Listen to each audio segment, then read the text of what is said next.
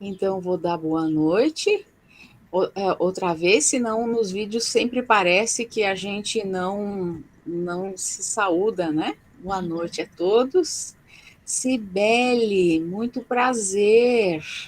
Não, eu conheço você do simpósio, mas já não lembrava mais. Boa noite, Dayana.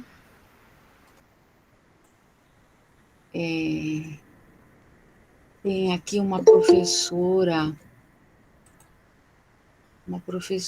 a Vilma. Que bom, Vilma, que você está conosco da Unicentro. Boa noite, Rosângela, boa noite a todos. Um prazer poder participar, sobretudo para ver minhas amigas Adriana e Larissa. Ah, sim. Temos torcida aí, Larissa. Tem torcida, viu? Que bom. Muito obrigada, Vilma, pela Parabéns a vocês. Larissa, você vai poder compartilhar o link com a gente? O link do e-book? Sim. Eu posso compartilhar ele aqui. Ele ficará disponível após o lançamento. Perfeito, certo. Tá bem. A Neia me disse que que já tem 189 acessos ao livro. Exatamente. Antes do lançamento, já temos um sucesso. Ai, que coisa tão boa. Que bom, eu fico muito, muito feliz. E o doutorado está quase terminando, Adriana? Não, estou no 3º ano. São 5. Ainda falta.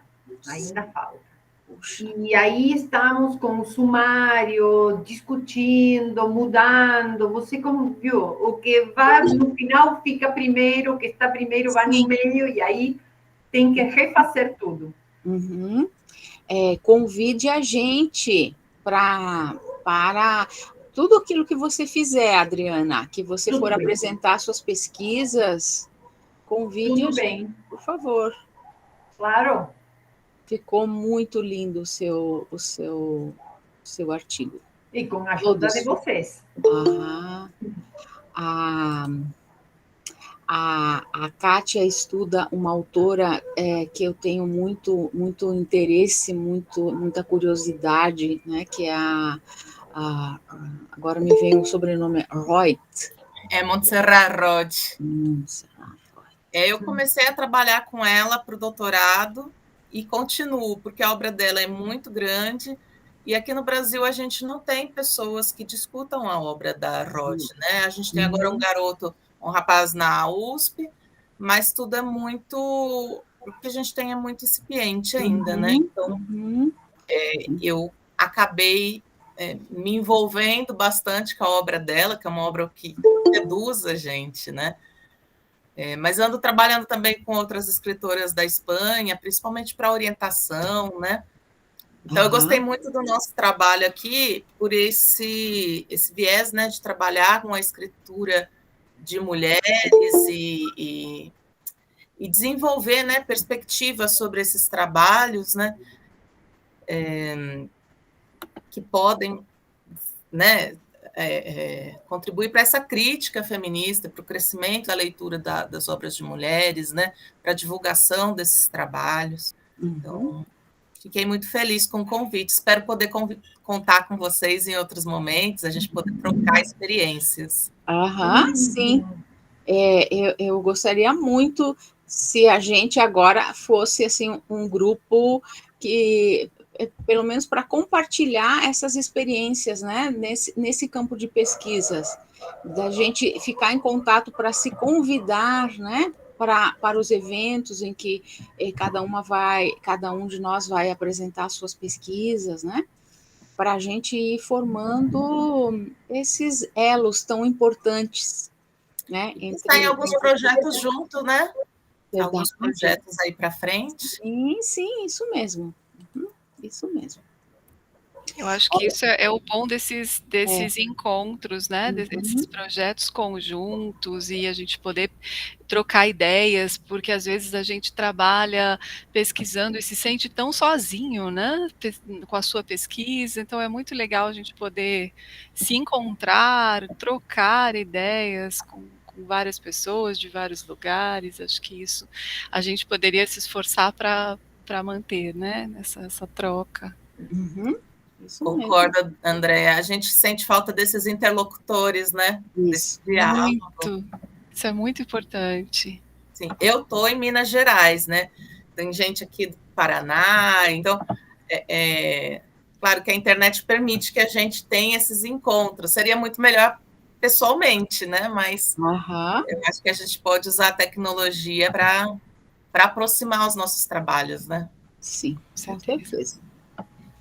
E eu acho que agora a gente também experimentou esse conforto de poder estar distante, né? Reunir pessoas distantes no espaço, mas juntar para a mesma conversa, né? Na mesma conversa. Também tem o seu lado positivo, eu acho que o Meet vai durar. O alcance é maior, né? Chega a muitos lugares e temos muitas mais possibilidades assim. É verdade. E você, Midori, conta como vai depois do terminado o doutorado, ou mestrado. Mestrado, professora. Mestrado, vamos devagar, Bom, né? sim. Estou aqui planejando o ano que vem, né? E estou feliz aqui de ouvir o professor René falando espanhol. A Midori é peruana.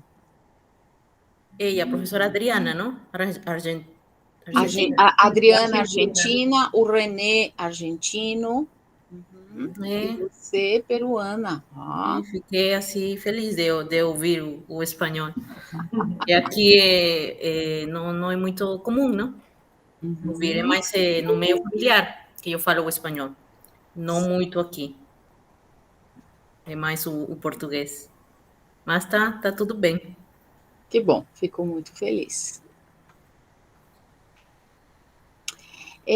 Você quer começar, Larissa? Já são 19h08? Sim, acredito que podemos começar, então. Né? Então, muito boa noite a todos e todas. É com imenso prazer que eu, Larissa de Cássia Antunes Ribeiro, representando a editora Texto e Contexto, na função de presidente do Conselho Editorial, tenho a honra e a alegria de abrir o lançamento dessa obra. Ler e Escrever Sendo Mulher, no formato e-book. Gostaria de esclarecer que o livro pertence à coleção Singulares, na qual o leitor encontra, desde agosto desse ano, e-books acadêmicos com artigos inéditos dentro das mais variadas linhas de pesquisa. O livre acesso é justamente para permitir que os resultados desta pesquisa alcancem longas distâncias. Nesse momento, eu vou compartilhar com vocês o vídeo da Neia, né, que é a nossa editora-chefe, em que ela vai comentar um pouquinho mais sobre essa coleção, sobre a origem, né, como a editora, né, decidiu, então, por criar essa coleção. Então, um segundinho, eu vou compartilhar com vocês.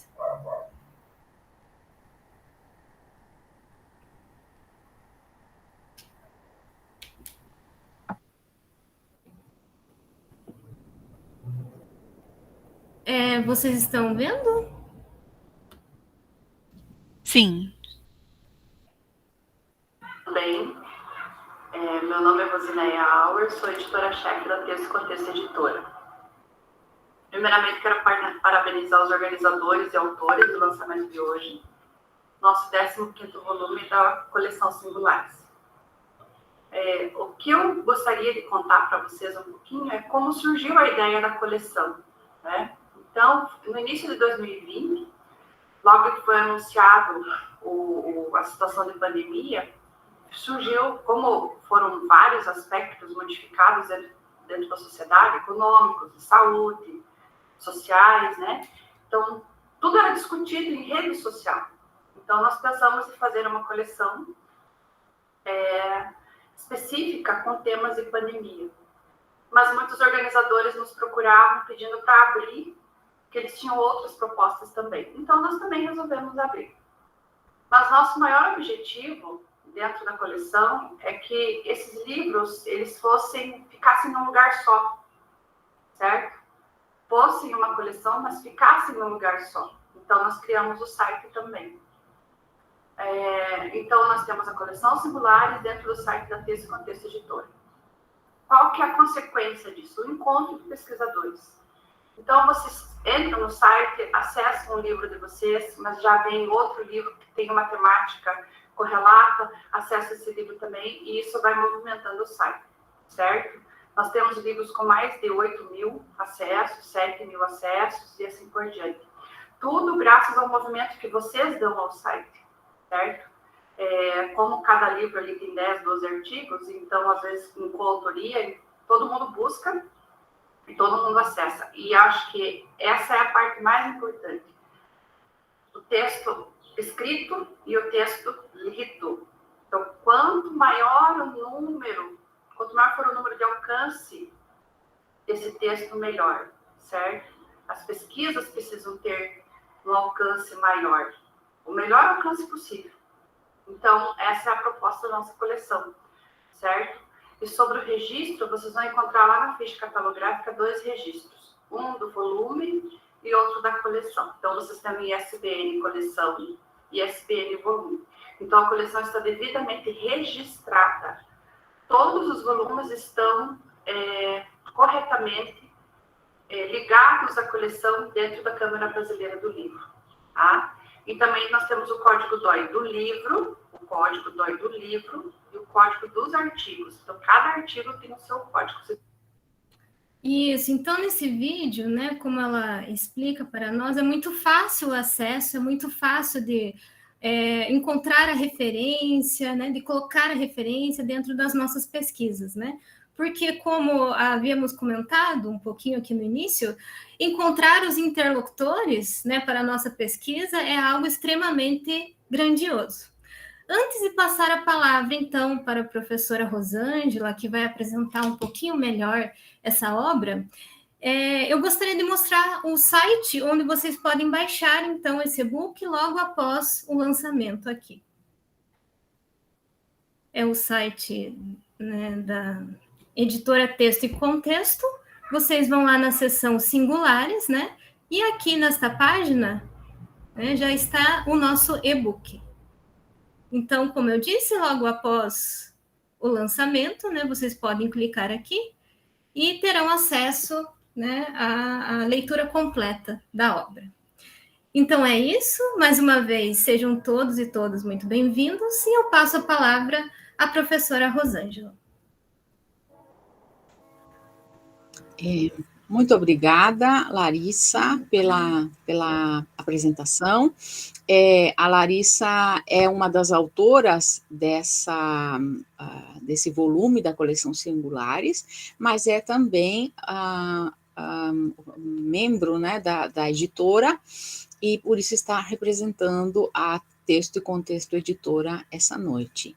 Inicialmente, eu quero agradecer a todos pela presença, todas as autoras, o René, que é um dos nossos autores e coordenadores, né? Estamos aqui entre colegas, entre amigos, entre leitores e investigadores, né, pesquisadores. Agradeço também aos colegas das outras instituições, nossos parceiros de ideias, de eventos, de caminhada, né, na luta constante pela educação, nossos alunos aqui presentes. Então, eu vou fazer uma breve apresentação como surgiu o projeto do livro, vou falar brevemente do prefácio e depois fazer uma síntese do meu artigo, que é o primeiro que começa o e-book. Em seguida, os autores, vamos passar a palavra para os autores para que cada um se apresente e faça uma breve apresentação do seu artigo. Então, eu vou iniciar a apresentação. Para não me perder e não usar muito tempo, eu fiz uns slides, um PowerPoint. Todos podem ver? Sim. Então, estamos hoje aqui para o lançamento do e-book Ler e Escrever Sendo Mulher. A publicação do e-book Ler e Escrever Sendo Mulher resulta de um projeto gestado há muito tempo, que foi crescendo e ganhando corpo ao reunir pesquisas e pesquisadores. A semente foi lançada em 2018, durante o pós-doutorado, quando ganhei da minha orientadora, a professora doutora Cecília Inês Luque, da Universidade Nacional de Córdoba, um livro que foi muito importante para a minha pesquisa. Lectoras del siglo XIX, Imaginarios y Prácticas en la Argentina. A obra de Graciela Baticore sobre as leitoras argentinas do século XIX enfoca o mesmo período histórico e o campo temático das pesquisas da professora Andréa Paraíso Miller, minha colega na UEPG. Ao debruçar-me sobre esses temas, convidei-a para propormos juntas um seminário temático no 10º CIEL, ocorrido em 2019 na UEPG, a fim de reunirmos estudos dedicados a esta área. O nosso simpósio se chamou Figurações da Mulher Leitora e da Leitura Feminina. A partir do simpósio, Andréa sugeriu o livro, para o qual convidamos, além das participantes, outros pesquisadores. Assim, somaram-se ao projeto a professora Cátia Oliveira, da Unifal, a professora Adriana Soares, da UNC Cuyo, e o professor René Aldo Bijarra, da UNC Córdoba, que participou conosco da organização do e-book. Assim é que chegamos a reunir os artigos neste e-book. Esse é um dia muito feliz para nós, editores e autores, por este trabalho feito a muitas mãos que hoje vem à luz, que nasce como produção de pesquisadores das ciências humanas, apesar da pandemia e dos muitos ataques à educação e à pesquisa que temos sofrido. Esse e-book, que poderá ser baixado e lido gratuitamente, representa nossa capacidade de diálogo e de comunhão de ideias, nossa incansável dedicação à arte literária e à cultura, nosso esforço para que as pesquisas que realizamos sejam conhecidas e se expandam, motivando outros leitores e pesquisadores. O e-book inicia com um prefácio caleidoscópico. O prefácio caleidoscópico oferece um olhar panorâmico sobre a complexidade do tema, a leitura feita por mulheres e indica como o conjunto das pesquisas reunidas traz uma visão múltipla de autoras e autores, personagens, discursos, imagens, preceitos socioculturais, princípios teóricos e gêneros textuais de diferentes países, línguas e épocas, por meio dos quais o tema central é analisado, como a seguir os próprios autores vão expor. Ilustram essa grande diversidade de imagens, ideias, conceitos, às vezes contraditórios, sobre a leitura feita pelas mulheres, algumas imagens muito representativas. Uma delas é esse afresco de uma jovem romana com uma tabuinha de cera e pena para escrever, que é do século I, e está no Museu Arqueológico de Nápoles, na Itália. Outra imagem, aqui ela não está bem, né? Não é uma imagem que representa bem, é uma pintura argentina, um retrato, né, para ser mais exato, de Doña Pastora Boté de Seinosa, um retrato de Carlos Henrique Pellegrini, feito entre 1820 e 1830 na Argentina. Essa imagem, ela está cortada e não permite ver o que aparece em primeiro plano, que é a mão da mulher segurando um livrinho, no qual está escrito a palavra beneficência. Então, aí estão os conteúdos subliminares, né? As damas da sociedade argentina, todas elas se dedicavam à beneficência, né? Então, essa mulher, ela está mostrando nesse retrato a sua identidade, né? De dama argentina, de família rica, como as suas joias, o seu penteado ilustram, né? E também uma mulher leitora, né? Por isso ela tem esse livro nas mãos. Outra imagem muito singular é a da imperatriz do Brasil, Dona Teresa Cristina de Bourbon. Aqui é um daguerreótipo, né? Que é a origem da fotografia. O Dom Pedro II comprou o primeiro daguerreótipo que foi usado no Brasil e era apaixonado pela fotografia, né? Houve também muitos fotógrafos da família real e essa imagem que nós estamos vendo, ela circulava em forma de cartão postal, né? Mostrando a nossa imperatriz lendo. Então, fica o convite a todos para ler esse prefácio caleidoscópico, como os demais artigos, né? Eu vou apresentar brevemente as ideias centrais do artigo sobre a minha autoria. O título é Quem tem medo de Emma Bovary? Imaginário, recomendações e demandas sobre a formação da mulher leitora. A pergunta que traz o problema da pesquisa parte da leitura dos anais do Primeiro Congresso Feminino Internacional de la República Argentina, realizado em Buenos Aires em 1910, organizado pela Associação Universitárias Argentinas de Inclinação Socialista e Feminista.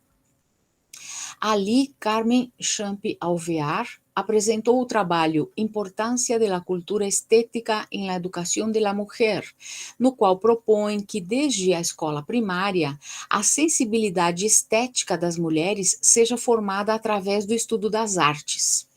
Argumenta que célebres pinturas europeias e nacionais poderiam ensinar história, costumes, noções de harmonia das cores e formas.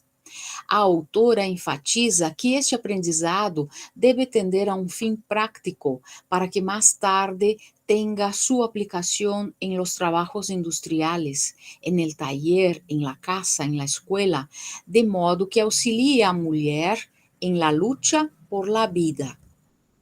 As atas registram que o Congresso deliberou sobre o texto, aprovou suas propostas, porém incluiu a seguinte proposição: El Congreso Femenino Internacional hace votos para que se eduque a la mujer en el sentido de que comprenda el peligro que entraña el lujo. Mas, quais seriam os perigos do luxo? Esse foi o fio da meada, o fio que conduziu às reflexões feitas ao longo do artigo.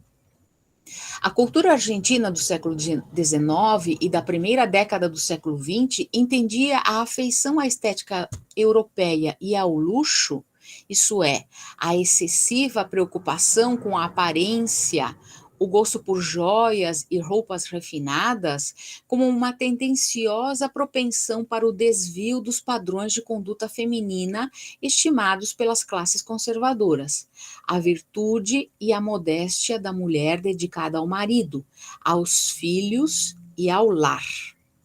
Na literatura, o modelo negativo de desvio de conduta, causado pelo apreço ao luxo, vem de romances românticos franceses, como Madame Bovary, e de títulos nacionais, como El Lujo, de 1889, de Lola La Rosa.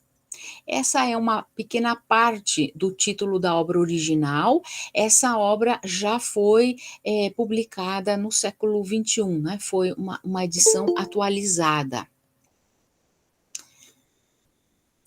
O artigo historia as preocupações com a leitura feita por mulheres desde a Espanha do século XVI, quando era censurada a leitura de romances de cavalaria, devido ao temor de que provocasse nas donzelas e nas casadas o desejo de viver lances amorosos como os das heroínas.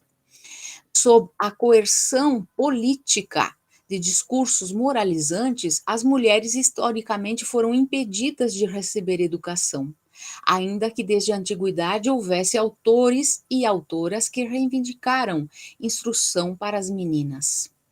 A educação emancipatória das mulheres foi uma das principais demandas do primeiro Congresso Feminino, em 1910, pois as congressistas viam na educação das mulheres a possibilidade de acesso ao conhecimento, ao trabalho e à cidadania, um ideal que a nossa sociedade latino-americana ainda precisa alcançar. Assim eu termino a minha breve apresentação e convido as minhas colegas, os demais participantes, a lerem, né, quando for possível. Que bom, temos aqui a presença da professora Cecília Inês Luque, que chega, espero eu, para essa sala. Logo acho que ela se manifesta. Larissa, então eu passo a palavra a você. Então, a professora Rosângela deu início, né, comentando sobre o capítulo 1, e logo na sequência, no capítulo 2, nós temos o texto. El atrevimiento de tres españoles del siglo XVII, não sei se é assim que pronuncia muito bem, que é justamente do autor, professor René Aldo Vijarra. Então, professor René, por favor, se apresente e comente sobre o seu texto. Buenas tardes a todas. Pido disculpas por no manejar la lengua, ¿no? Es un compromiso que voy a asumir al menos unas primeras palabras. Agradecer enormemente, y agradezco y lo hago público en 2 o 3 oportunidades, ya lo he hecho, a Rosángela, mi vínculo afectivo intelectual, que ya tiene varios años. Entonces hizo la propuesta de este trabajo y me pareció sumamente interesante el abrir el campo de investigaciones e investigadores, pesquisas y pesquisadores. Creo que dije bien. Recién decía Rosángela, abrir un diálogo entre distintas perspectivas teóricas, metodológicas, sobre un eje en común, que es la mujer. Leer, escribir, en esto de hoy la mujer siglo XXI, en pleno auge temático, que tiene toda una trayectoria, y es lo que uno debe poner de manifiesto, o considero que se debe poner de manifiesto, desde la Edad Media, pasando por el Renacimiento y Barroco, que es específicamente a lo que me dedico, siglo XVIII, XIX y así sucesivamente. Porque a veces creo que, al menos un poco nuestra tendencia actual, cree pensar que el auge de derechos, el reclamo, las reivindicaciones de derechos de la mujer parten en el siglo XXI, ¿no? Creo que los y las que son más jóvenes piensan que es un tema de la actualidad y que queremos poner de manifiesto que tiene una trayectoria histórica.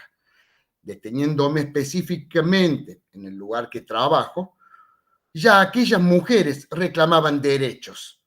Y siempre aclaro, hay que aclarar que se entendía por derechos y libertades en el siglo XVI y XVII, para que no confundamos al público lector. No son las reivindicaciones, por supuesto, ni del XIX, ni del XX, y mucho menos las del siglo XXI, pero sí eran mujeres que reclamaban al menos el derecho a considerarse, que se las considerara sujetos con inteligencia, con intelecto, con ingenio. Y a eso me he dedicado estos últimos años, con un trabajo doctoral, que fui acompañado por la doctora Cecilia Luque, que está aquí, que también ha acompañado a Rosángela, y a partir de aquellos años intentar buscar discursos. Mi trabajo fue buscar discursos, por un lado, masculinos, ¿no? Heteronormativos, que definían un concepto de mujer, y empezar a buscar mujeres que disentían de esas palabras. En este artículo, específicamente, me fui a Josefina Lubner, Las tretas del débil. Ella señala cómo uno es el lugar que se le otorgó a aquella mujer en los discursos masculinos del XVI, y otro es el lugar que ellas reclamaron. A partir desde esta perspectiva teórica, presento en modo general las estrategias de mujeres para posicionarse en un campo que era difícil, porque era un campo puramente masculino, y logran insertarse en ese medio sociocultural. Y no solo que logran insertarse, logran ser aceptadas. Entonces invito a las lectoras, a los lectores, que se acerquen al artículo, pero que además creo que es un artículo, como son los otros, que invitan a ir un poquito más allá, a buscar la obra, en este caso la obra de Zayas, que se puede conseguir en línea, Ana Caro, Mariana Carvajal, y leer, ¿no? Un fragmento, leer una novela corta, que son muy amenas, algunas son muy crueles, con mucha violencia, algunas son muy pasionales, que creo que es lo que atraía en aquel entonces y puede atraernos hoy a una lectura. Entonces, invitar a conocer a estas mujeres que han hecho historia, y yo sostengo que si hoy, por suerte, estamos reivindicando, tanto las mujeres como los varones, derechos de las mujeres, hay que reconocer que aquellas también los pidieron, los exigieron. Y la historia de aquellas mujeres no fue lineal tampoco, ¿no? No hay que pensar que fue un increyendo. También tuvieron su corte, su prohibición. El siglo XVI y XVII fue muy rico, y aceptadas, que es importante. Y no solamente la mujer que sabía escribir, sino la que sabía leer. Por ahí hay un artículo que yo menciono, que la mujer que era analfabeta, en su mayoría, la mujer de campo, la mujer de la ciudad, también participaba de la cultura oral, era partícipe activa, transmitiendo valores, saberes. Entonces, esa mujer también tiene una vigencia. Claro que a partir del siglo XVIII y parte del XIX, las voces femeninas son calladas. Y recién creo que a finales del 19, al menos en España, empiezan a tener todo un proceso que va a ir en camino hacia el siglo XXI. Invito en este diálogo, en esta mirada desde perspectivas teóricas, metodológicas de los distintos artículos, como desafío a que se atrevan a meterse en nuestras perspectivas. Los invitamos, las invitamos, y también a consumir como lectores en literatura de verano, ahora de enero, a meterse en las obras, en este diálogo que hemos armado entre un grupo de investigadoras que han acompañado el proceso. Y eso, invitarlas a que estén en contacto incluso con nosotros, y bueno, y para que el próximo año también nos animemos a continuar con proyectos de este tipo, y nos animemos a trabajar y contagio el entusiasmo por este tema, el tema de las mujeres, y yo trabajo específicamente el periodo del siglo de oro español, el cual me apasiona. No hablo más porque hablo mucho, y siempre digo lo mismo, hablo demasiado. Gracias, y si hay un minuto después mantenemos el diálogo, pero cedo la palabra. Gracias. Muito, muito obrigada, professor René. Certamente, né, estimulou bastante a leitura aqui do seu artigo e do livro como um todo. Dando sequência, então, vamos para a autora do terceiro capítulo. A imagem de Jane Austen em biografias do século XIX. Esse trabalho, então, é da Daiane da Silva Lourenço. Infelizmente, a professora Daiane não pôde estar presente, ela está com problemas de saúde. Ela avisou durante a tarde. Tudo bem, então, dando sequência ao próximo capítulo, nós temos o trabalho intitulado O Romance sob Suspeita, Madame Bovary, de Gustave Flaubert, de Midori Nancy Arasaki Chang. Eu espero ter pronunciado muito bem. Sim. Então, Midori, por favor, a palavra é sua. Boa noite. Sou Midori. Bom, não é necessário que fale meu nome completo. Dessa forma que falam aqui no Brasil, mas no Peru é Midori Nancy Arasaki Chan. É só uma musicalidade diferente, mas o nome é igual, não? Bom, vou resumir assim a minha apresentação. Sou professora e pesquisadora, pesquiso mais na área de literatura. Terminei este ano meu mestrado e o artigo, não? Quero começar a minha fala mesmo agradecendo pelo convite e pelo trabalho dos organizadores, a professora Andrea, a professora Rosângela e o professor René, para unir os nossos trabalhos, não? No e-book, ler e escrever sendo mulher. E agradecer também à editora Texto e Contexto, não? Pela publicação, por esse trabalho em conjunto, não? Eu fico feliz de fazer parte, não? Desse trabalho e de contribuir com o meu artigo. Aí, meu artigo nasceu no seminário do Ciel, que a professora Rosângela muito bem mencionou, contextualizou e tudo o e-book.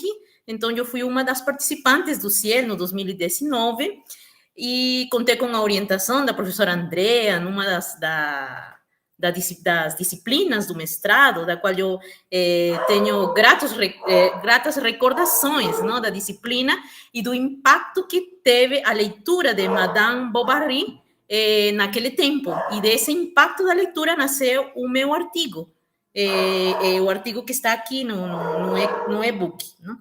E também, na minha fala, antes de passar a apresentação do artigo, que será muito curta, porque são só 5 minutos, eu quero destacar que gostei muito da capa que escolheram para o e-book. Para mim, essa capa sim representa o feminino, a delicadeza, a beleza, a elegância da mulher. feminina, não? A delicadeza, a elegância feminina, essa beleza, não? Da mulher leitora e escritora, não? No, contextualizando no nosso e-book, mas, ai, desculpem, eu acho que está aparecendo um barulho que está... É dos meus cachorros, desculpem, mas são coisas da casa mesmo. Yo acho que... No te preocupes, que es la vida doméstica que se ha hecho pública. Obrigada. De qualquer forma, estamos te escutando bem. Ah, tá, que bom, pararam, eles já pararam, acho que são 4, sabe, e fazem um escândalo aqui. Bom, então, antes que meu tempo passe, eu gostei muito, muito da capa, não? Essa capa, penso eu, nos representa, as mulheres, não só as leitoras e escritoras, mas as mulheres. Bom, e passando já a apresentação do meu artigo, o título, O Romance sobre Suspeita, Madame Bovary, de Gustavo Flaubert. Eu não pronuncio bem o francês, como a professora Andrea, não? É mais o espanhol e o português aí um pouco com minhas dificuldades. Mas, enfim, eu me encantei pela leitura e fui mesmo a estudar o romance aí. O meu artigo, o texto do meu artigo explora a figura da mulher leitora de inícios do século XIX. Na personagem central, Emma Bovary, do escritor francês, no romance Madame Bovary. Nesse contexto, o título leva, o romance sobre suspeita. Nesse contexto da primeira metade do século XIX, nasce o romance, como um gênero novo, um gênero que não gozava de prestígio literário. Por ser novo e pelas próprias inovações dos autores. Não vou entrar em detalhes neste tema, mas isso está desenvolvido no artigo. O romance foi publicado em fascículos em 1856 na revista Revue de Paris. E essa publicação custou ao Flaubert ser incriminado pelo Ministério Público da França por ofensas à moral pública e à religião. Por isso aí no desenvolvimento e no título, o romance sobre suspeita. Isso na minha pesquisa me chamou muito a atenção. Claro que não só o Flaubert que foi processado, também teve outros autores. Mas por que foi a moral? Era o critério de avaliação artístico-literária e artístico de modo geral na época, por isso o processo, entre outros motivos. Né? No texto do artigo, consideramos que Flaubert constrói Emma Bovary com base nos critérios que caracterizam a mulher leitora da época, dessa primeira parte do século XIX. E considero eu isso no desenvolvimento do meu artigo, que Flaubert fez isso como um modo de oposição aos padrões culturais e literários da sua época. Isso está desenvolvido no artigo. E aqui, nesse momento, eu quero deixar uma pergunta, um questionamento, como um modo de convidar a leitura. Qual seria a figura dessa mulher leitora em Emma Bovary? Por que essa figura escandalizou tanto a sociedade francesa daquele tempo, nos inícios do século XIX? E por que isso aconteceu? As possíveis respostas estão no artigo. Então, eu quero convidar, motivar a leitura do meu artigo, claro, não só do meu artigo, mas dos artigos dos colegas, não, dos que estão reunidos aqui no e-book, desse modo, assim, com esse questionamento. Qual seria essa figura dessa mulher leitora em Madame Bovary? Isso está no artigo, então, eu termino aqui, encerro a minha fala, agradecendo mesmo por fazer parte desse grupo de pesquisas e pesquisadores, não, que estamos aqui lançando no e-book, Ler e Escrever Sendo Mulher. Passo a palavra. Muito obrigada, Midori. Eu lembro do seu trabalho, né, no CIEL, né? Eu estava lá também. E agradeço muito aí os seus esclarecimentos sobre o artigo. Então, neste momento, dialogando com o trabalho da Midori, né? No capítulo 5, nós temos o texto: Um cantinho para as amáveis leitoras.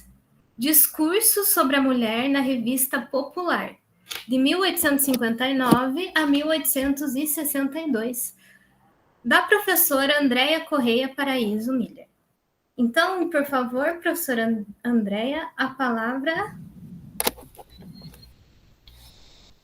Obrigada, Larissa. Bom, boa noite novamente a todas e a todos. Eu gostaria, antes de mais nada, de agradecer a todas as autoras e ao professor René por participarem desse livro, por torná-lo possível, e agradeço de maneira muito especial a minha querida colega Rosângela Chardon, que foi a pessoa que trouxe a semente deste livro, o início desse projeto, né? Ela é importantíssima, fundamental para esse projeto. Foi ela que começou esse diálogo, né, tão frutífero, tão proveitoso. E saúdo e agradeço também a todas as pessoas que estão aqui conosco, assistindo, participando desta noite. Sejam todos e todas muitíssimo bem-vindos. Bom, eu vou falar bem brevemente. O meu artigo, como a Larissa disse, se chama Um Cantinho para as Amáveis Leitoras, né? Essas são palavras da Revista Popular.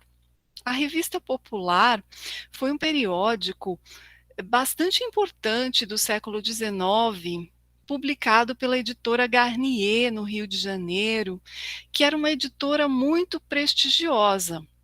A editora Garnier publicava as obras do Machado de Assis, do José de Alencar, do Joaquim Manuel de Macedo, de diversos dos nossos escritores canônicos do século XIX, e ela teve dois empreendimentos de periódicos, duas revistas, né? A Revista Popular, que circulou de 1859 a 1862, e o Jornal das Famílias, que circulou de 1863 até, não vou me lembrar exatamente, mas se não me engano, 1878, por aí, né? Circulou longamente. O Jornal das Famílias, ele ficou mais conhecido do que a Revista Popular, ele tem mais pesquisas a respeito dele, porque o Machado de Assis publicou muitos dos seus contos lá no Jornal das Famílias. E o Jornal das Famílias, como o próprio nome diz, se apresentava como um periódico mais voltado para o interesse das famílias e das mulheres.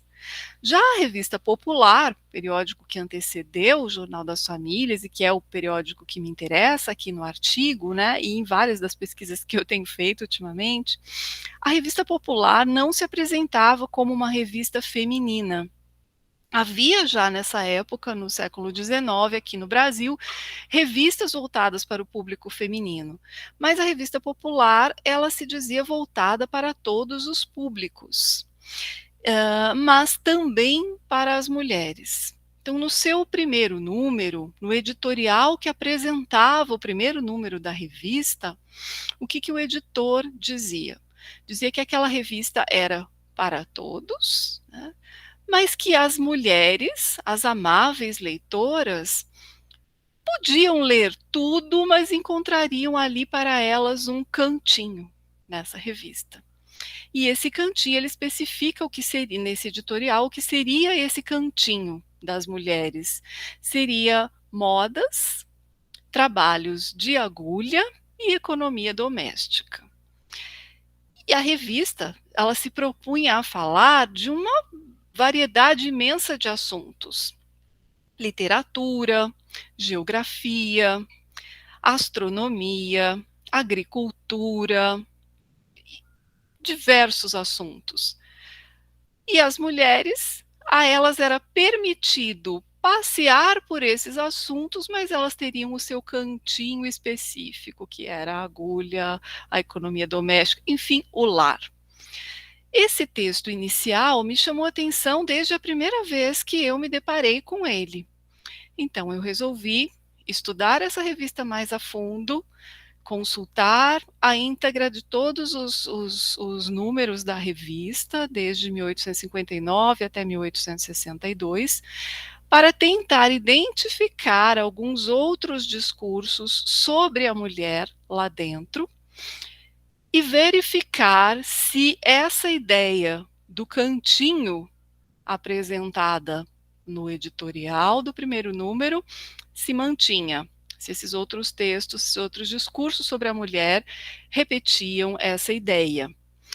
E então eu analisei vários textos produzidos por homens, assinados por homens, e alguns assinados por mulheres, ou supostamente escritos por mulheres, porque um spoiler que eu dou do meu artigo é que nem todos os textos assinados por mulheres nessa revista eram efetivamente escritos por mulheres. Então eu acabei analisando esses textos e analisando a imagem de mulher, o pensamento sobre a mulher e principalmente sobre a mulher leitora, que perpassava a revista popular. O que era, qual a ideia de mulher que se tinha e o que se queria que essa mulher lesse e onde se queria manter essa mulher. Então eu convido a todos e a todas a conhecerem o artigo e a dialogarem comigo depois. Será um prazer também, se vocês tiverem perguntas, comentários, se a gente puder manter o contato, né, conversando sobre as nossas pesquisas. E é isso, obrigada mais uma vez.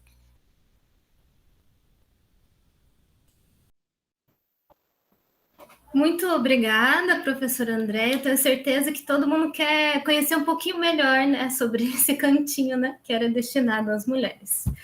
Então, agora, dando sequência às nossas falas, né, no capítulo 6, temos o artigo Tio, as leitoras, né, de minha autoria. Né? Então, antes de mais nada, antes de abrir aqui minha fala, eu também gostaria de agradecer muito, realmente uma imensa alegria, um privilégio, né, compartilhar esse meu artigo junto com outros pesquisadores, né, e ter a oportunidade de dialogar aqui com esses pesquisadores, né, porque toda organização ela está voltada também para esse diálogo. Agradeço muito, muito a todos os presentes, né, que estão aqui prestigiando este momento que é muito importante para nós. Para dar início, se eu colocar aqui, vocês não vão ver direitinho, né? Eu gosto muito dessa imagem em que a gente tem toda uma configuração já desse romance, né, do José de Alencar. Eu vou compartilhar a imagem, então, com vocês, só para que vocês possam ter uma ideia, né, do que se trata esse romance, de que modo ele está representado, de que modo a gente pode ler esse romance também, né? E com isso, eu também abro a minha fala falando um pouquinho dessa origem do meu artigo, né? Como que surgiu essa ideia? Então, eu vou compartilhar rapidinho aqui, vamos lá.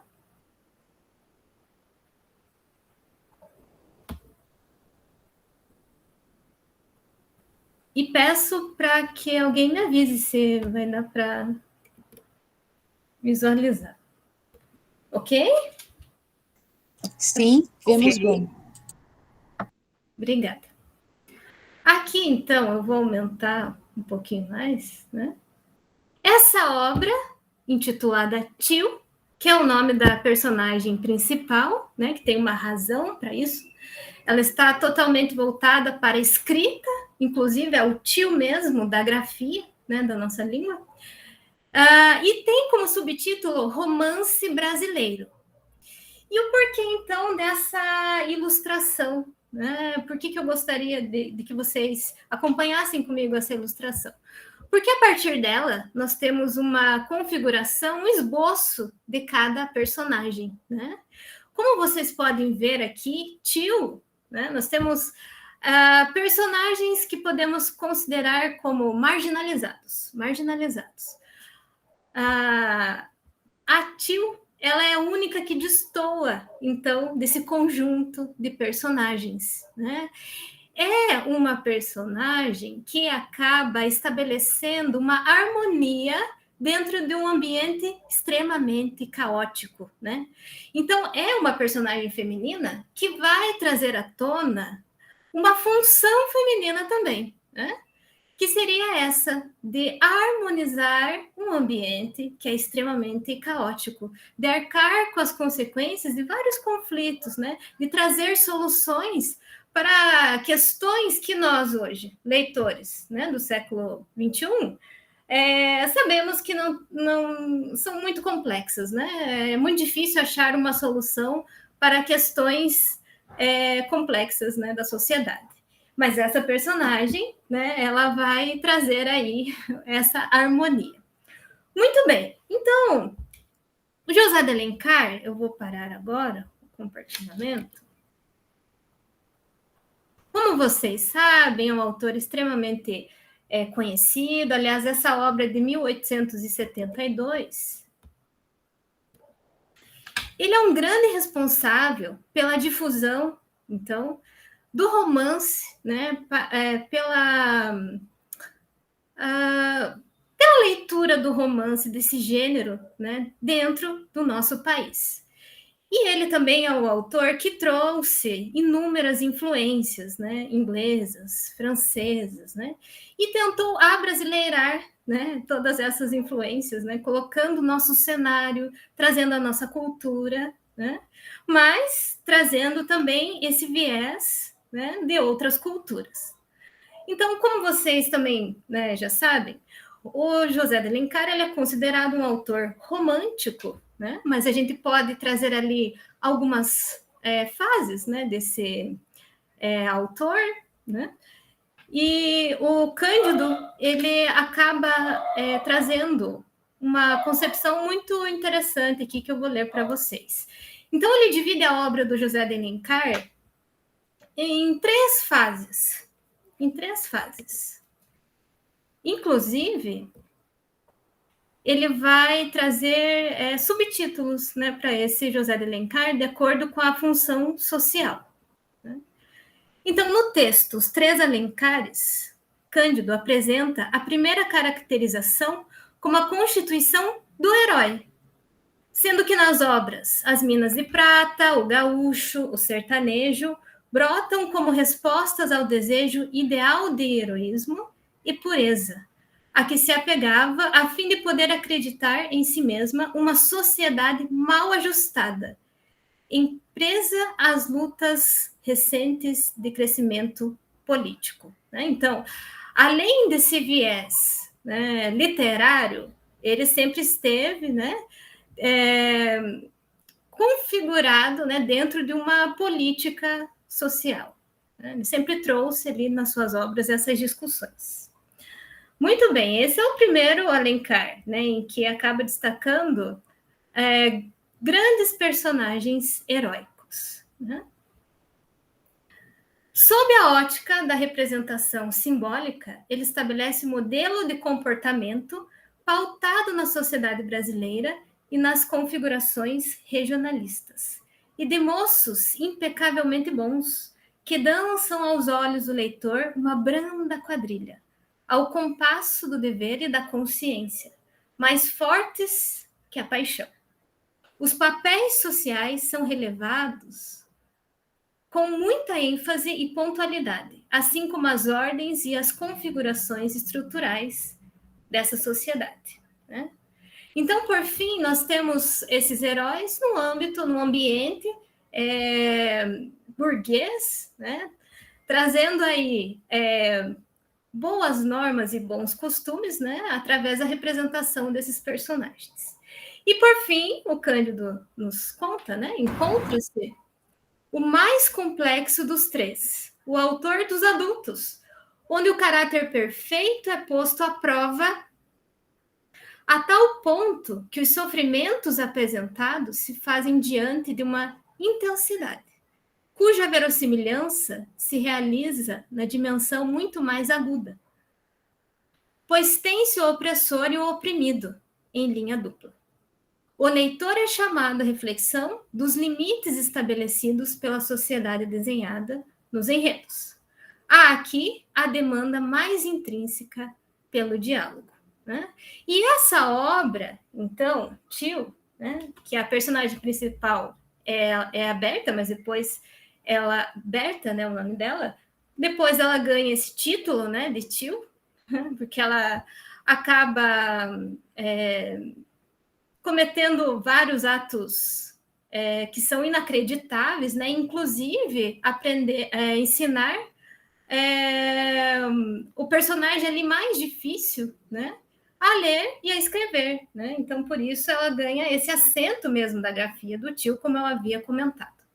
Muito bem, então, essa obra, na verdade, é um resquício, né, de uma disciplina que eu fiz do doutorado, né?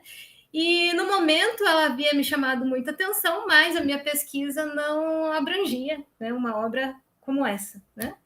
E aí, no grupo de estudos em que eu participei, né, um pouco antes da pandemia, no grupo de estudos da professora André, em que a gente se voltava para essa questão do desenvolvimento do romance, do leitor, enfim, né, eu acabei desenvolvendo, então, esse artigo, né, e pensando justamente nesse José de Alencar, que queria se afirmar como um dos autores mais conhecidos, né? Um dos romancistas mais conhecidos, né?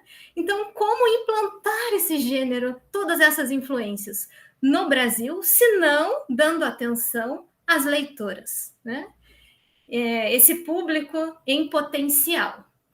Então, de modo bem resumido, né? Não quero me estender, Tio, ela vai tocar as leitoras, mas as características que ela apresenta é como se o José de Alencar previsse, né, que essas leitoras iriam conversar com homens, né, e a Tio traz uma mescla, né, entre uma grande heroína e a moça dos bons costumes, né. Quando a gente tem essa terceira significação aqui do Cândido, em que os romances da terceira fase são destinados aos adultos, porque nós temos uma complexidade, né, desses personagens um pouco mais acentuada e profunda, em que ele não é totalmente bom, né, ou nem totalmente ruim, né, isso vai acontecer muito mais, não com a personagem principal, mas com aqueles outros que eu mostrei no início, né, os personagens marginalizados que beiram aos dois polos, né? Eles acabam aí percorrendo, né, todo esse movimento, mas por conta da atuação dessa personagem feminina. Então, brevemente, né, um livro que chamava a atenção das mulheres e que posteriormente, né, o projeto do Alencar era, então, atingir ao público geral, né? Então, a minha fala é essa. Após, né, agradeço novamente, né, e podemos conversar após. E para dar sequência, eu vou então chamar a próxima autora do capítulo 7, né, cujo título desse texto é Além das Páginas de Querida. As representações de feminilidade presentes na revista Querida e a memória de suas leitoras iratienses durante a década de 1960, da autora Cibele Grochowski. É isso, Cibele? Obrigada, Larissa. Boa noite a todos. Então, como a Larissa me apresentou, eu sou Cibele Grochowski, sou professora e pesquisadora, né? Atualmente eu sou doutoranda na Universidade Federal do Paraná. E esse capítulo, ele se originou a partir da minha dissertação, da minha pesquisa de dissertação. Quando eu apresentei o meu artigo lá na Ciel, né, no evento que originou esse livro, eu não tinha concluído o mestrado eu concluí ano passado, então esse artigo é um capítulo, né? Parte de um capítulo da minha dissertação. Eu estudei na minha dissertação a revista Querida, que era uma revista conservadora, feminina, com circulação nacional, produzida pela Rio Gráfica Editora, né? Ela começou a circular aqui no Brasil na década de 50. E como eu já mencionei, era uma revista conservadora. Então, ela queria ensinar as mulheres qual que era o papel da mulher na sociedade, né? Ou melhor, no lar. Né? O cuidado com a casa, com os filhos, ter uma profissão ou não ter, se eu quiser, qual profissão era mais adequada às mulheres, né? Mas aí, eu, no CEDOC, pesquisando essas revistas, eu ficava me imaginando, mas como que as mulheres recebiam esses discursos? Né? Porque a gente atualmente, hoje, lendo aqueles discursos, a gente se assusta, né? A gente lê e se assusta, porque, nossa, eram cada conselhos. E como que as leitoras recebiam? Elas obedeciam, digamos assim, né? Usando Michel de Certeau, quais eram as táticas e as estratégias dessas leitoras? Então, assim, eu uni a pesquisa, a análise das revistas com a história oral. E eu parti procurando quem eram as leitoras aqui da cidade, né, de Irati, no Paraná, que liam essa revista na década de 60. Então, eu encontrei 3 mulheres que, durante a década de 60, eram jovens leitoras dessa revista. Né? Então, através da metodologia de história oral, eu perguntei a elas se elas obedeciam aqueles discursos, como elas recebiam eles, né? Se elas se adequavam, se elas eram igual aquela mulher do papel ou não.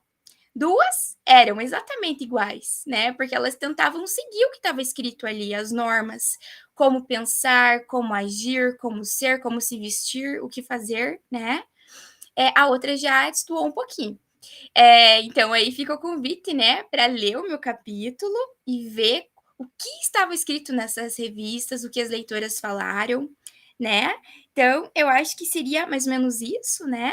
Então, o artigo ele também traz reflexões da mulher brasileira na sociedade na metade do século passado. Qual era o papel, né? O que se pensava-se da mulher? O que estava reservado a ela? E então a gente vai ver a história das nossas mães, das nossas avós ali, né? Então, convido a todos para ler o meu capítulo e assim como todos os outros. Muito obrigada.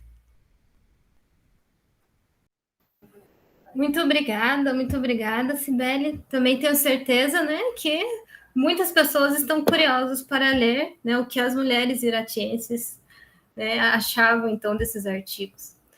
Agora, então, dando sequência, eu vou chamar a Kátia Aparecida da Silva Oliveira para falar sobre seu texto intitulado Mulheres Geniais, a Mulher e a Produção do Saber, a partir do olhar de Montserrat. É assim que pronuncia? Montserrat. Por favor, então, Kátia, a palavra é sua. A gente está te colocando num lugar difícil, né, Larissa? Cada nome. Eu queria primeiro cumprimentar todos e todas aqui. É um momento muito gostoso esse de lançamento, né, do livro, de a gente poder ver o resultado de um trabalho desenvolvido por tantos pesquisadores, né, pesquisadoras, e que tem, né, um valor muito grande para os estudos literários e para os estudos de crítica feminista, né? Para a gente mapear e ter uma ideia, né, de como a mulher vem se colocando nesse lugar, né, de escritora literária e de leitora de literatura, né? Então, fiquei muito feliz com o convite, né? O meu convite veio depois que o material já estava em desenvolvimento, acho que foi uma das últimas a compor o grupo, então agradeço muito esse convite e essa oportunidade de dialogar com tantas pesquisadoras e pesquisadores com trabalhos interessantíssimos, né? Esses trabalhos com periódicos, com romances, eu acho que permitem que a gente amplie o nosso olhar sobre a questão da mulher e da literatura. Bom, eu sou professora na Universidade Federal de Alfenas, no sul de Minas Gerais, então estou um pouco longe do Paraná. E aqui eu ensino literaturas da Espanha, né? Eu falo literaturas porque eu faço questão de incluir, né, nas minhas disciplinas não só as literaturas de língua castelhana, como também galega, catalã e basca. Então, a gente acaba trabalhando, né, com histórias e literaturas diversas e que dialogam de alguma maneira, né? A escritora, né, que eu tenho estudado e que escreveu o texto com o qual eu trabalhei nesse capítulo, chama-se Montserrat Roig, é uma escritora catalã que fez muito sucesso entre os anos 70 e 80. Eu digo muito sucesso porque ela foi uma personagem muito conhecida, ela tinha programa de televisão, de rádio, trabalhou como jornalista e como escritora de literatura. As obras dela eram muito lidas em meados dos anos 70 e dos anos 80. Mas depois da morte dela, ela faleceu muito jovem, em 1991, por conta de um câncer de mama. Houve um silenciamento da obra dela, até porque era uma obra que incomodava, que discutia muito o lugar da mulher nessa sociedade que na Espanha começava a se reorganizar depois da morte do ditador Francisco Franco, e, enfim, acabou que a obra dela foi meio que esquecida, né, da tradição crítica. Então, eu tive contato com ela pela primeira vez quando eu estava fazendo mestrado numa disciplina, e eu fui ler a obra dela mesmo anos depois, quando eu estava pensando no meu doutorado, e nesse momento me apaixonei pela escrita dela, pela forma como ela escreve, a forma como ela trata de temas polêmicos, né, relacionados, né, desde memória histórica, violência, campos de concentração nazistas, até a sexualidade, relações de família, enfim. A memória, e essa memória coletiva, memória histórica, a questão da mulher e a própria questão da escrita literária são os principais objetos de estudo e da obra literária da Montserrat Roig. O ensaio que eu discuto, né, da Roig, se chama Por que não há habido mulheres gênio? Então, por que não houve mulheres gênio, né? Então, ela vai discutir a história, né, do conhecimento e essa ausência de nomes de mulheres escritoras, artistas, pesquisadoras na nossa tradição. Ao longo do texto, ela vai trabalhando com muitos argumentos e dialogando com muitas teóricas, né, de Simone de Beauvoir, Kate Millett, Virginia Woolf, e vai discutir aqueles velhos argumentos, né, de a mulher não faz parte da história porque não há grandes mulheres como Einstein, Picasso ou Cervantes, né? E ela vai começar a questionar, né? Será que não houve mulheres assim, ou elas não tiveram acesso a meios para que suas obras ganhassem visibilidade, ou até para acessar saberes, né, pela educação? Então, o texto ele é construído a partir de uma série de argumentos que vão sendo levantados, considerando o lugar da mulher na sociedade, o lugar na família, o seu papel enquanto mãe, a dificuldade de acumular todas essas funções, né, que são normalmente associadas ao feminino, e também uma vida pública, uma vida como escritora. É um texto bastante, ao mesmo tempo, muito simples de ler, né, muito gostoso de ler, mas que traz muitos argumentos e muitos diálogos, né, com outros autores. Esse texto saiu pela primeira vez, né, a primeira parte dele, na verdade, saiu em 77, numa revista que se chamava Vindicación Feminista, foi uma revista feminista que surgiu na Espanha e durou alguns anos, e que era produzida, editada por mulheres, que tinha uma política editorial de sempre pagar pelo trabalho das mulheres para valorizar.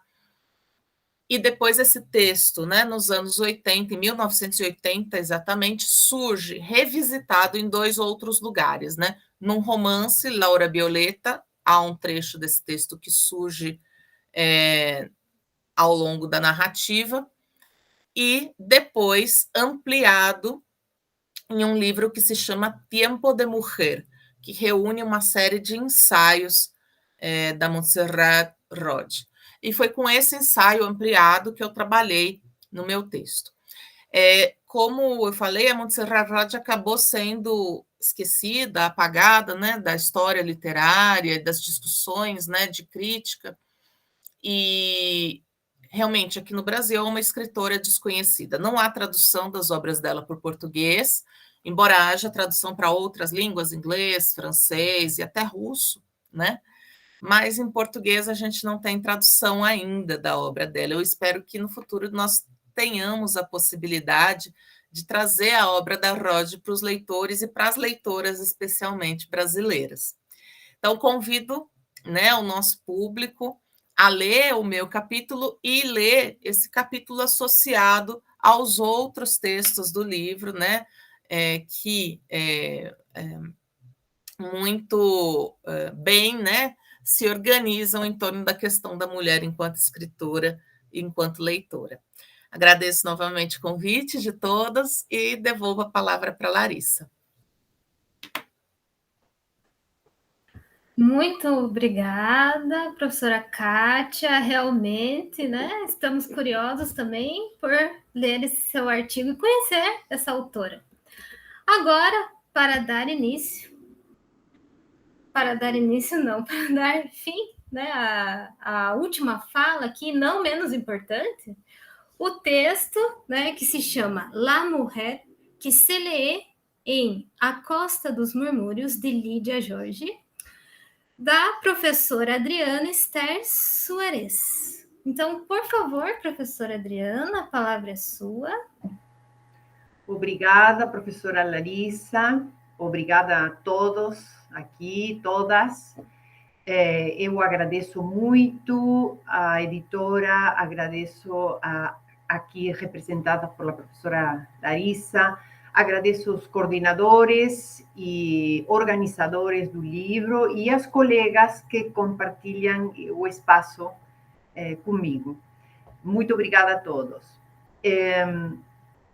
Escutando vocês todos, eu percebi que há uma comunhão entre os textos.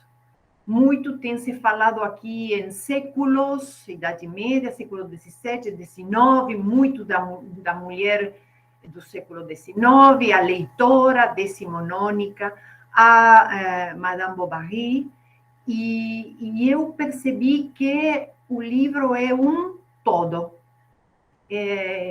Os textos estão bem amarrados, bem selecionados. Que bom para nós, para todos nós. Eu sou Adriana Soares. Eu fiz graduação e mestrado na USP, em São Paulo, porque eu morei lá por 15 anos. E agora estou morando e trabalhando em Mendoza, Argentina. Eu sou argentina. E fazendo doutorado na Cuyo, Universidade Nacional de Cuyo, Mendoza.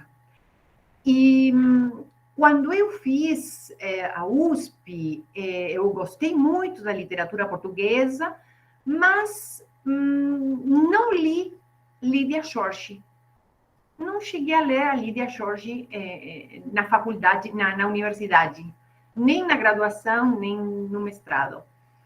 Por acaso, conheci a autora numa livraria, achei um livro dela, peguei para ver como ela escrevia e comecei por um complicado, que é A Costa dos Murmúrios. Mas não parei, não parei, eu li tudo que ela escreveu. Está me faltando um romance que não consigo, não tem no Brasil, vou ter que viajar para Portugal para conseguir, que é o Jardim Sem Limites. É o único que está faltando.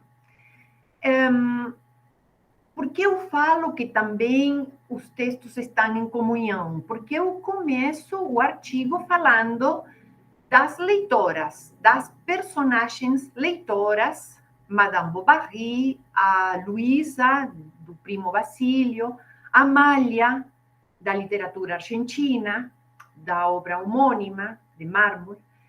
E são essas mulheres românticas, decimonônicas, como falou o professor René, mulheres perigosas porque elas começaram a entrar no mundo androcêntrico pela literatura. Então, aqui temos dois temas, a mulher e a literatura. A literatura como ferramenta dessas mulheres burguesas trancadas em casa, tocando piano, lendo alguma coisa, sem sair de casa. Então, como elas conheciam o mundo dos homens? Através da literatura. Era perigoso porque elas ficavam sabendo de muitas coisas, elas ficavam sonhando com outros amores, além dos maridos. E eu comparo essas mulheres com a personagem principal de A Costa dos Murmúrios, de Lydia George. A personagem é uma mulher que ela se confronta, ela lê um conto que fala dela. Fala dela e de fatos que aconteceram na vida dela 20 anos antes. Então, ela começa uma discussão com esse conto, ela dialoga em segunda pessoa com esse narrador, discute com ele, mas não só uma discussão de pessoa a pessoa, personagem a personagem. Ela utiliza conhecimentos de crítica literária para desestimar a leitura do conto. Ela trabalha veracidade, verossimilhança, coincidências das histórias, para levar para o caminho dela, para levar para um sítio, um espaço confortável para ela discutir acerca desses fatos. Essa personagem, esse não é o tema principal que eu estou estudando no doutorado, mas deu muitas ideias por onde continuar, porque eu estou trabalhando mais os deslocados da pátria, mas, por acaso, os dois romances que eu trabalho têm personagens principais mulheres. E são mulheres muito, muito fortes. Às vezes são tão fortes que a gente tem medo que aconteça alguma coisa com elas, como a professora Kátia falou da doença da escritora. Também eu lembrei uma mulher muito forte que faleceu há pouco, Almudena Grandes. São essas mulheres que se confrontam com o patriarcalismo, se confrontam, lutam contra as ditaduras e pagam com o corpo, com doenças, com mal-estar, com doenças mentais, às vezes, ou um câncer. Então, eu pensei, até chegar a professora Kátia, que falou isso da escritora dela, pensei, todos esses textos nossos estão em comunhão, e que bom, que bom. E também, eu espero que cada um de nós, e os participantes, e os leitores, leiam essa comunhão que há entre os textos e que também uma comunhão que há entre as mulheres hoje, as escritoras, as leitoras, as pesquisadoras, e todos aqueles homens que também apoiam isso que está acontecendo hoje conosco. Então, muito, muito obrigado a todos e todas, e devolvo a palavra para a professora Larissa. Obrigada. Muito obrigada, professora Adriana, belas palavras, realmente, né? Todos os textos dialogam e tem essa unidade, né? Todos os leitores dessa obra, né, vão conseguir aí traçar outros diálogos, né? E podemos sempre estar em contato, né? Conversando. Então, nesse momento, eu passo novamente a palavra à professora Rosângela. Eu agora, como os autores e autoras já se apresentaram, falaram um pouco do seu artigo, eu deixo a palavra livre, a palavra aberta, se algum dos participantes quiser se manifestar, ou os autores fazer alguma pergunta, alguma colocação, deixo a palavra aberta.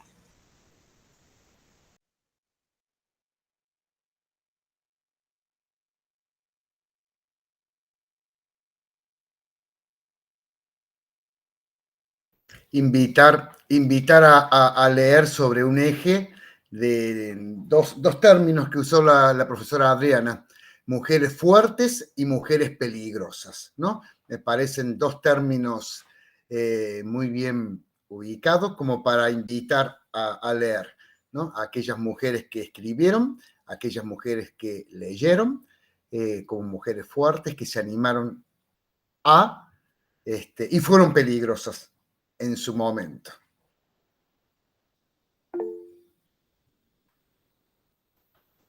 Sim, Kátia. Já que abrimos, né, para a gente dialogar, eu queria perguntar para o professor René, como é o acesso a esse acervo, né, de escritoras do século XVIII, XVII, XVIII, se há muita dificuldade para o acesso a esses textos, como é isso? Es interesante. En general, en este momento histórico, eran mujeres peligrosas y eran mujeres fuertes. No todas tuvieron la posibilidad de publicar.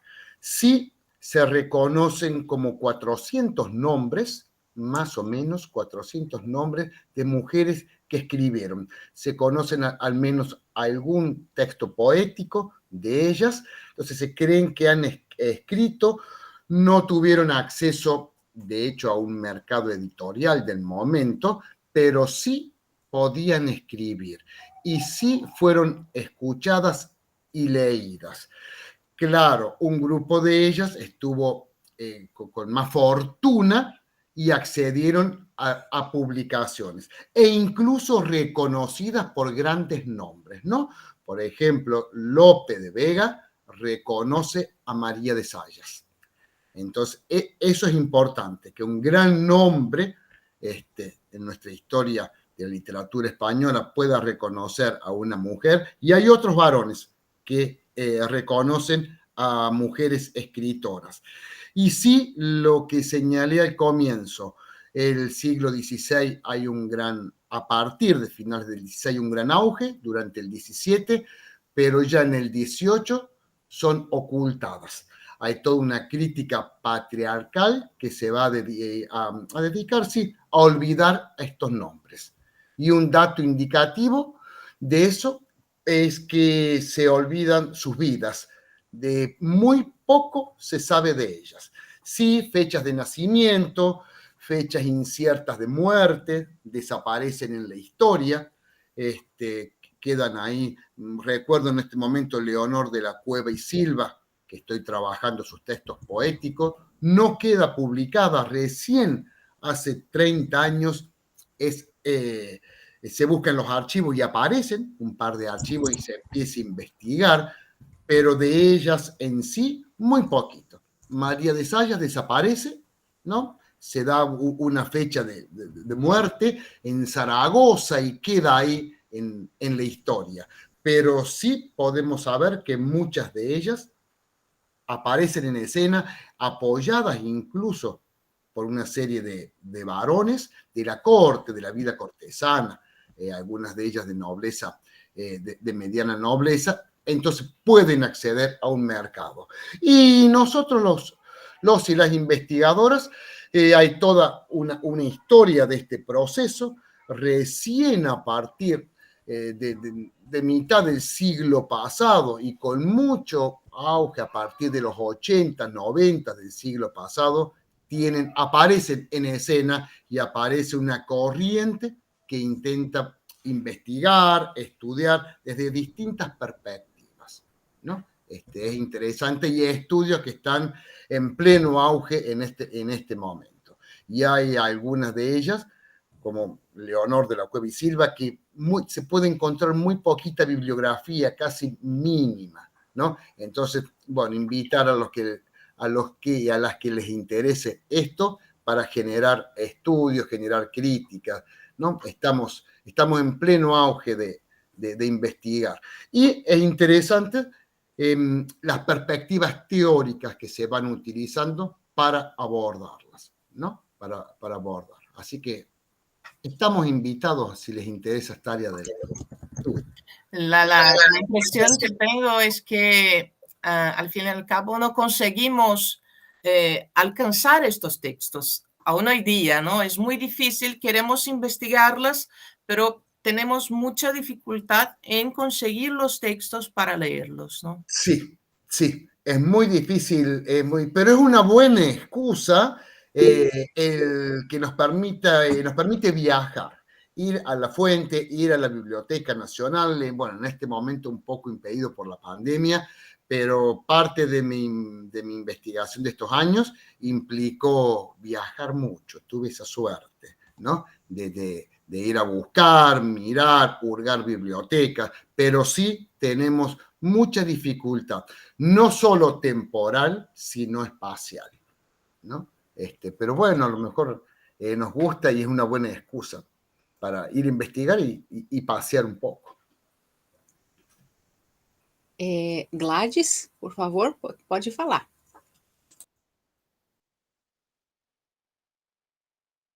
Mas o som, o microfone deve estar desligado.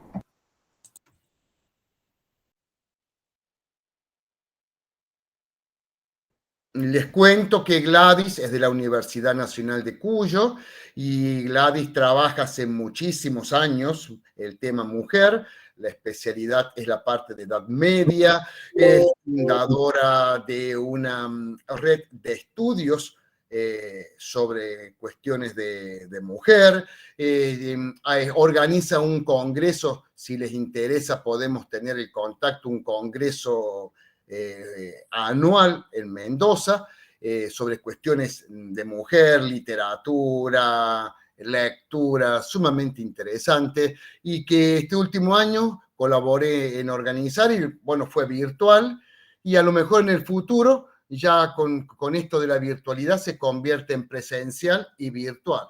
También invitarlos a viajar, a conocer Mendoza, que es bellísima, y quienes no pudieran, bueno, veremos la posibilidad también de la bimodalidad, como decimos ahora. Ahí te doy la palabra, Gladys. Muchas gracias, René. Buenas tardes, colegas. 3 cosas. La primera, agradecerle a René esta invitación. Segundo, el placer que uno siente cuando los y las colegas se dedican a temas y problemas del universo femenino.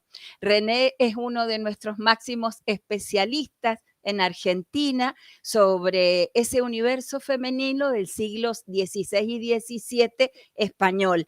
Y también para mí es un gusto saber que Adriana Suárez, que es mi colega en el mismo edificio donde está letras en el tercer piso y portugués en el segundo, comparte estas preocupaciones y estos afanes.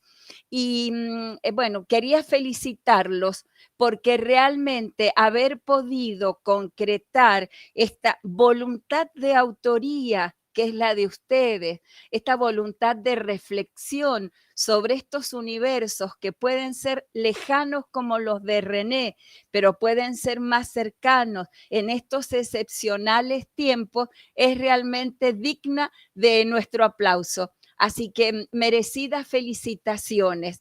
Y si me permiten compartir con ustedes, les he escrito en el chat vieses, que ustedes si acceden van a ver que esta es una página en donde van a poder acceder a toda esa bibliografía sobre escritoras españolas. Es buenísima. Realmente es uno de los puntos más importantes que tenemos aquellos que nos dedicamos a estos tiempos lejanos para acceder a las mujeres. Así que, así como nos han invitado tan gratamente a leer sus producciones, esta también es una buena lectura de verano. Así que felicitaciones nuevamente y muchas gracias por la posibilidad de escucharlos. Gracias a vos, Gladys. Muchísimas gracias por la presencia, por las lindas palabras, por el cariño, por ese deseo de compartir, ¿no? Nuestra producción, nuestras lecturas, nuestras banderas de lucha por la educación, la enseñanza, la lectura de diferentes épocas. Muchísimas gracias. Alguém mais quer se pronunciar? Por favor, Leonardo. Boa noite a todos. Primeiramente, eu gostaria de felicitar a proposta, né, a ideia da publicação do livro. Eu felicito imensamente a professora Rosângela, que é minha mestra e amiga de publicação também, a professora Andrea, o professor René também. E é muito bonito ver essa sala cheia de mulheres e cheia de pesquisadoras mulheres. Esse momento é extremamente relevante e importante. Eu estou louco para ler todos os artigos, fiquei muito curioso sobre todos em especial, e é isso, só gostaria de deixar aqui os parabéns por essa ideia tão relevante, tão importante, tão necessária na sociedade de hoje, tanto brasileira quanto mundial. Obrigada, Leonardo, pelo carinho da sua presença até o final, as suas palavras de estímulo, e perceber que você ficou cativado pelos convites para a leitura. Tenho certeza que você vai gostar e que elas vão se expandir, né, no seu olhar e também na sua trajetória, né, de jovem pesquisador. Muito obrigada.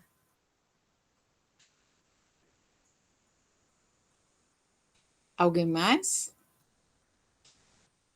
Bom, o tempo vai avançando, né? Deixo para a Andrea o nosso encerramento. Andrea, você gostaria de fechar essa sala, essa noite tão linda e tão especial? Obrigada, Rosângela. Eu gostaria de dizer mais uma vez da minha alegria, né, de ter a presença de todos vocês, dos que estão nos prestigiando e conhecendo nossas pesquisas, que aceitaram o nosso convite de vir conversar e conhecer as nossas pesquisas. Fico muito feliz, agradeço a presença de todos vocês. Agradeço mais uma vez a todas as autoras e autor, professor René, e mais uma vez minha querida colega Rosângela, né, por tudo, pela sua ideia e, enfim, pela grande parceria mesmo. Eu acho que eu fui tão chata às vezes, né, e o meu artigo, eu tive alguns problemas, ele demorava para sair, e a Rosângela, assim, foi a pessoa mais paciente e incentivadora do mundo, né, então é uma grande pesquisadora e uma grande companheira mesmo, muito querida, E eu gostaria de dizer também que eu estava gostando muito de ouvir o espanhol, né, a língua espanhola nessa sala, me esforçando para entender, entendi quase tudo, perdi algumas coisinhas, mas fiquei morrendo de vontade de voltar a estudar espanhol. Eu estudei um pouquinho lá no curso de línguas estrangeiras para a comunidade da UEPG, há bastante tempo, mas meu filho era pequeno e eu acabei tendo que interromper, mas faz tempo que tenho vontade de voltar e hoje eu acho que essa mesa e todas essas falas me estimularam muito a voltar, a retomar esse estudo da língua espanhola, né? Muito obrigada a todos e a todas novamente, obrigada a Larissa e a editora Texto e Contexto, né, representada aqui pela Larissa. Enfim, que nos mantenhamos em contato, que possamos conversar sobre os artigos, né, escritos e sobre as nossas pesquisas e que novos projetos venham para que a gente se encontre e discuta e desenvolva novas ideias, né, juntos nesse diálogo. Obrigada a todos e a todas e uma excelente noite. Feliz año 2022 para todas e para todos. Obrigada. Muito obrigada Gracias. pelo carinho, muito obrigada pelos textos e também.